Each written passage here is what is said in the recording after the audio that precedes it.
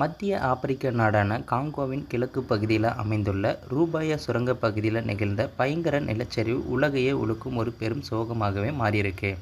கடந்த புதன்கிழமை அதாவது ஜனவரி 28 பெய்த கனமழையினால் ஏற்பட்ட இந்த நிலச்சரிவில் சிக்கி சுரங்க தொழிலாளர்கள், பெண்கள் மற்றும் சிறுவர்கள் என 200க்கும் மேற்பட்டோர் பரிதாபமாக உயிரிழந்திருக்காங்க. கிளர்ச்சியாளர்களின் பிடியில் உள்ள இப்பகுதி மீட்பு பணிகள் சவாலாக உள்ள நிலையில் இதுவரை 20க்கும் மேற்பட்டோர் காயங்களுடன் மீட்டு சிகிச்சைக்கு அனுமதிச்சிருக்காங்க.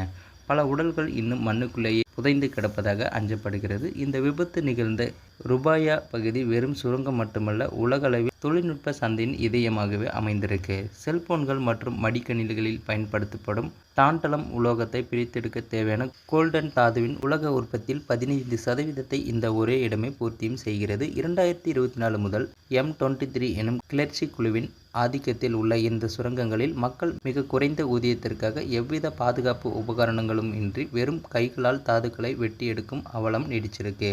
மழைக்கால ஈரப்பதத்தால் மண்ணின் உறுதித்தன்மை குலைந்து போனதே இந்த உயிர் பலிக்கு காரணமாக அமைந்திருக்கு. தற்போது சுரங்க பணிகள் அனைத்தும் தற்காலிகமாக நிறுத்தப்பட்டிருக்கு.